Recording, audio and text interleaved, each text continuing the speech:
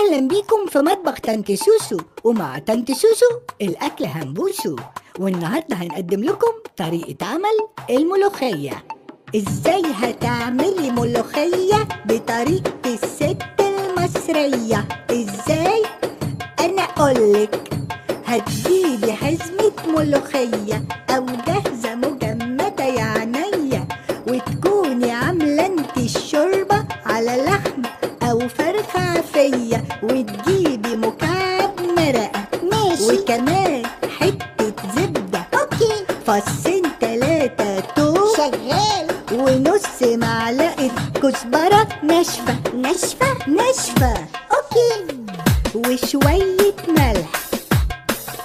شوية ملح، هتحطي الشوربة على النار وتحطي عليها الملوخية، وبعد غلية أو 2 نقفل عليها النار، والتقلية نكون عملناها كده اهو. هنحط كزبرة مع زبدة في الطاسة كده اهو على النار، ولما تصفر شوية نطفي عليها ونرشها على الملوخية ونشهق نشهق كده اهو، كده اهو، كده اهو، كده اهو. يلا وعلى رأي المثل، الملوخية من غير طشتها زي البيت من غير حلاوتها. إلا مين حلاوتها دي؟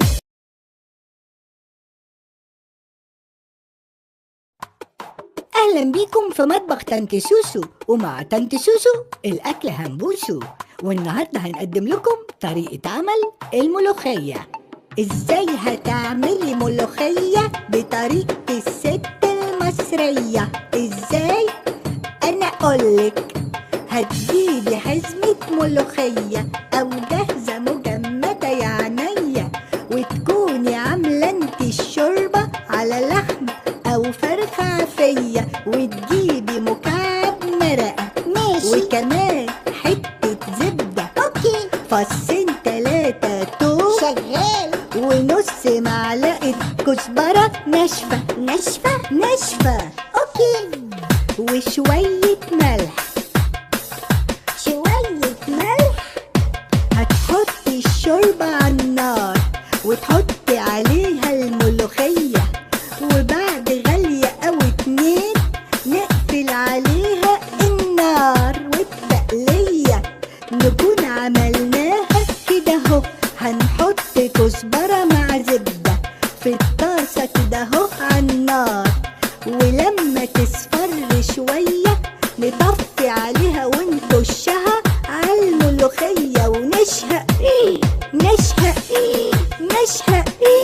كده اهو، كده اهو، كده اهو، كده اهو. يلا وعلى رأي المثل، الملوخية من غير طشتها زي البيت من غير حلاوتها. إلا مين حلاوتها دي؟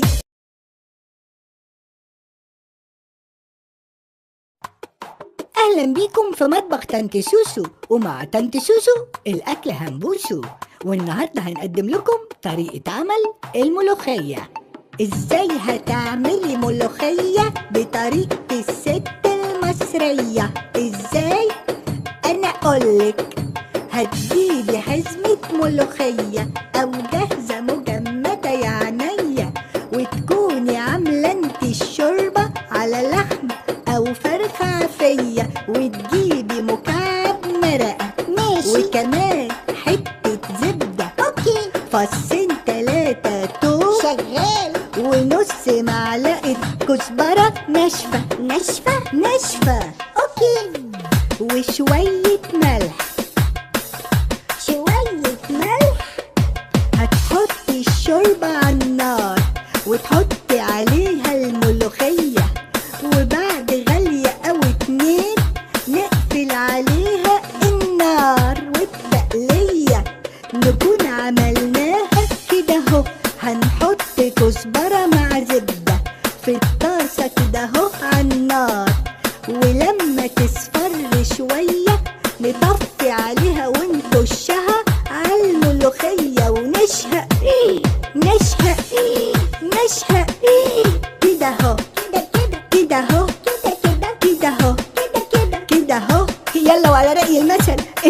من غير طشتها زي البيت من غير حلاوتها. إلا مين حلاوتها دي؟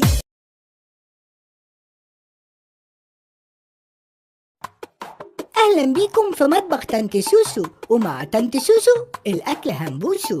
والنهاردة هنقدم لكم طريقة عمل الملوخية. إزاي هتعملي ملوخية بطريقة الست المصرية؟